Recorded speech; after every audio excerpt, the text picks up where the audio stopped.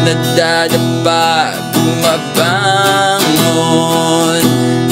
gaya ng puno, hindi pumapalag. Hey there, Nocturs! Welcome back sa isa na namang episode ng Yaman dito sa Nocturnal Sage, a guide for those left in the dark. Ako nga pala ulit, si Kuya N, ang inyong class president. So ngayon, i-wrap up na natin ang Yaman series ha. Na-enjoy natin yung mga usaping investment, pagtitipid, personal financing, pero palagay kasi hindi ganun kalapit sa puso ko yun yung mga financial advice. Ang kaya ko lang gawin mag-ipon at gumastos para sa sarili at saka sa mga, syempre, mga responsibilidad sa buhay, responsibilidad sa pamilya and all. Kaya bilang last episode, pag-usapan natin ang investment ulit. Pero gusto ko ituon ito sa sarili mo, Nocturne. Sino o ano ba ang pinaka-the best investment na magagawa mo sa iyong buhay? Walang iba kundi sarili mo. Sarili mo, Nocturne. Hindi mo kailangan hanapin dahil taglay mo na kung kanino ka dapat nag-invest at yun ikaw. Kaya wag mo nang titipirin ang sarili mo, Nocturne. Maniwala ka sa akin. Kasi pag ginawa mo yan, ano ang mabibigay mo sa iyong kasintahan, sa iyong kaibigan, sa iyong mga magulang, sa iyong mga kapatid? Di mo mabibigay kung ano yung wala ka. Kaya, please lang, huwag mo nang tipirin sarili mo, Nocturne. Psychologically, kung kailangan mo gumastos para sa isang, let's say, therapy, Nocturne, real talk. Yung mga depression, yung mga usaping mental health, totoo yan. Hindi po yan simpleng kaartehan. Dahil totoo na may mga taong may chemical imbalance o di kaya mga taong kailangan talaga ng may kaagapay pagdating sa mga emosyonal na problema. Alam niyo yung ginawa ko yan gumastos ako ng mga at least 30K para lang sa isang career coach. Hanggang ngayon, nag-i-email pa rin siya sa amin. Kami mga minentor niya. Kung hindi ko ginawa yun, hindi ko mababalik yung confidence na nasira sa akin. Oo nga, Nocturne, yung channel na, yung episode, yung playlist na to na ginawa ko, yung Maskulado, tukol din yan talaga sa pagko-coach sa mga young men o kahit sino, kahit wala kang pinis. Okay? Hindi mo kailangan magkaroon ng pinis para maniwala na mag-invest ka rin sa mental health mo. Okay? So kung kailangan mo gumastos, huwag kang mahiya. Investment yan. At least, hindi mo na kailangan gumastos pa ng mga libo-libo, mga 6 digits para lang sa, let's say, nagtatangka ka ng gawin yung self-harm dahil hindi ka na kasi nag-seek ng tulong. Kung naghanap ka na agad ng tulong, nag-develop ka na ng help-seeking behavior, maiiwasan yun. So, invest in your mental health, Nocturne. Pangalawa, social investment. Invest in friends. Kung alam mo naman sa sarili mo na nakapag-ipon ka na, kung alam mo naman sa sarili mo na among your circle of friends, ikaw yung pinaka-economically successful, wag mo na ipagkait yung meron ka sa mga kaibigan mo. Kung may nanghihiram sa'yo, wag ka na mag-expect na ibabalik niya yan. Kung alam mo naman wala siyang kapasidad, ituring mo na yung pagtulong sa kaibigan. At kung may expectin man na babalik sa'yo, bigyan mo siya ng benefit of the doubt. Malay mo, ibabalik niya yan sa ibang paraan.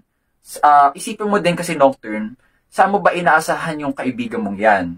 Kung ikaw, inaasahan ka niya sa financial na aspect, baka ikaw naman, maasahan mo siya sa emotional aspect. Ganun ako ng isa sa mga kaibigan ko ngayon. Inaasahan niya ako na kapag kinampo siya sa pera, sa budget, ako yung malalapitan niya. Ako naman, pwede ko siyang maasahan pagdating sa akin spiritual aspect. Kasi evangelist yung kaibigan ko ito. So, alam ko na kumpara sa kanya, mas maalam siya sa pag-evangelize sa spiritual aspekto. Kasi palagay ko, kumpara sa akin, mas malakas yung kanyang mas malakas siya spiritually sa akin. Kaya doon naman ako umasa sa kanya. Kaya give and take siya. Kaya hindi ko na siya sinisingil kung may hiramin siya sa akin pera. Okay na, sa kanya na yun. Kasi alam ko naman gagawa siya ng paraan para bumawi. So, social aspect. At pangatlo, hinuli ko pero importante din to, ha? Unahin nyo rin din ito, ang physical aspect. Physical aspect, kagaya ng pananamit, okay, ng sapatos, bumili ka na ng mahal, pero pamatagalan. Kasi yung mga pipitsugeng mura, pero paulit-ulit mo namang ipaparepair, paulit-ulit mo namang papalitan. Kaya na ano yan parang laptop lang. Gumastos ka ng, bilhin mo na yung pinaka mahal pero pang matagalan kasi yung okay, mura nga, pero after 1 year, mapapalitan mo din pala yung laptop na yan. 3 aspects. O sige, isa pa pala, political aspect. Pag sinabi kong political aspect, pati pala kapangyarihan, kailangan paggastusan, no? Ang tinutukoy ko dyan, lupa. Pumili ka ng lupa. Mag-invest ka sa lupa kasi kapag meron ka ng sarili mong property, may power ka. Kasi as far as that property is concerned, pag nandun ka, you own everything. Lahat ng mga kilos, okay, ikaw yung masusunod. Kontrolado mo eh. At saka balang araw, yung relasyon mo sa iyong mga magulang, magbabago. Kapag nandun na sila sa property mo, sila naman yung susunod sa'yo. Kaya, sinabi kong political aspect, asosasyon ko kasi yun eh, yung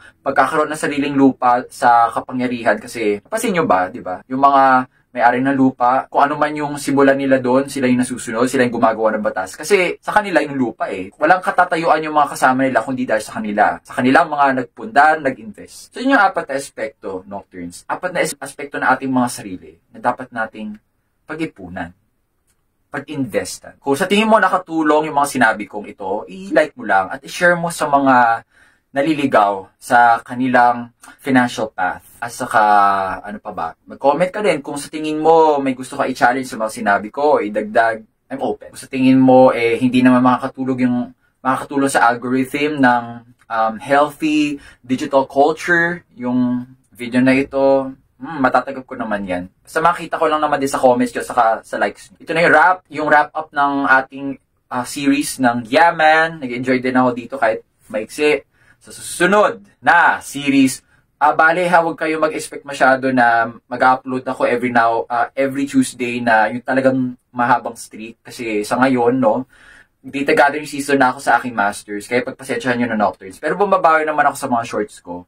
Kung hindi man ako nag-upload ng Tuesday regular episode, bumabawi ako sa Friday na shorts. So, yun na lang, panoorin nyo kung kailangan nyo ng mga life advice. At panoorin nyo mga previous episodes na matagal na naka-upload dyan dito sa ating channel. Okay? So, hanggang sa susunod na episode, kung kailanman, anumang series yan, panatilihin ang iyong tikas. Tikas.